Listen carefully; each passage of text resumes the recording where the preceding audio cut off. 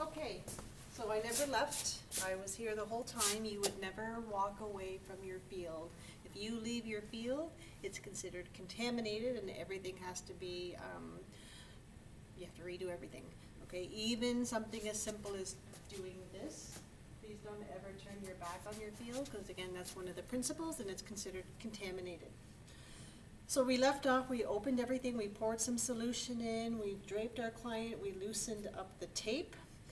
So now what we have to do is we have to take off that dressing, and in order to do that, we need some gloves. So I do have some disposable gloves. You never know what's going to be under there. Usually there's going to be some drainage. So again, I already loosened up. Usually when I take off a dressing, I like to turn it away from the client, but because I want to show you guys, I'm going to open it towards you. If everything comes off, that is fine. When you're looking at that dressing, we're not seeing a lot on the ABD pad. So there is nothing on there. That goes in our garbage. And the reason why we save these transfer forceps is in case we need to take this off. Always use your forceps for that. And we're just going to lift up.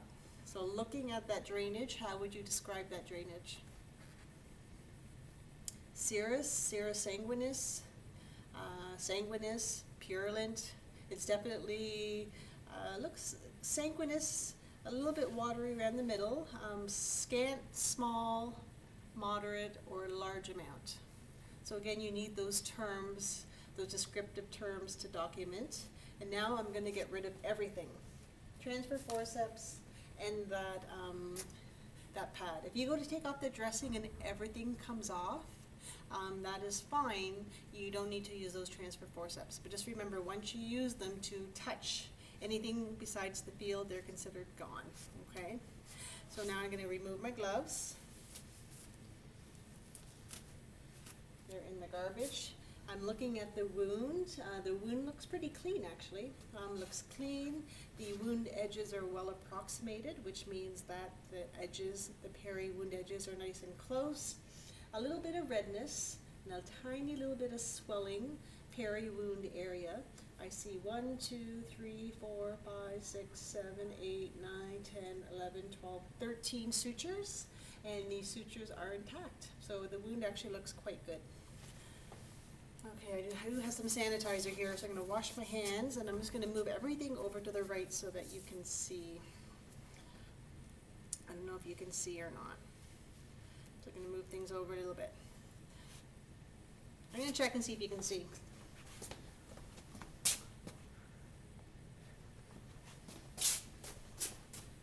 Okay, perfect. So now what I'm going to do is I'm going to pick up my metal forceps. Again, they're sterile. My tips are sterile. I want to be careful not to contaminate anything. So first thing I need to do is cleanse. So I had put some solution in this right little pocket here. Some people like to do rosebuds, which means they clean from corner, or they fold from corner to corner, corner to corner. They actually make like a little rosebud, which is why they call it rosebuds. Come on, get over there.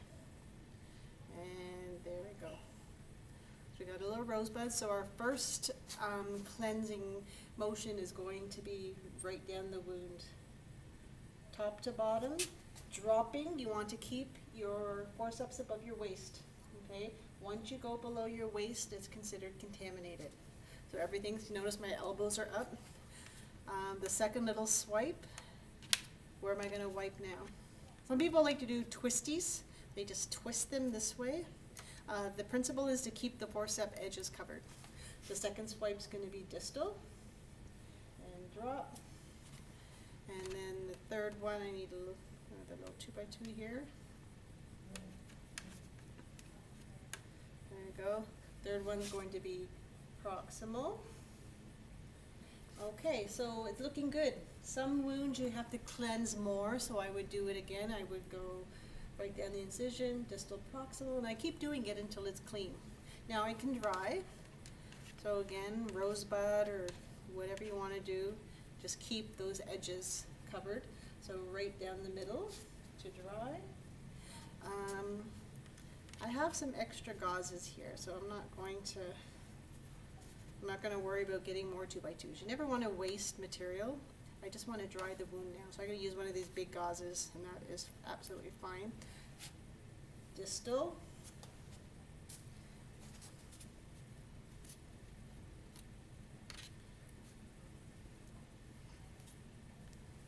Proximal.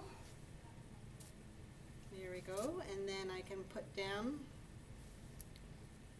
my 4x4s to cover. If I had to put down my forceps, I could do that. I would just lay them like I did with my transfer forceps. I would put them just on the side. I actually like to put them left to right, but I had to move my whole field over so you guys could see. But normally I would put one on this side and one on this side. And again, as long as the tips are within that 1-inch border. With this ABD pad, some people will use that transfer forceps to pick it up.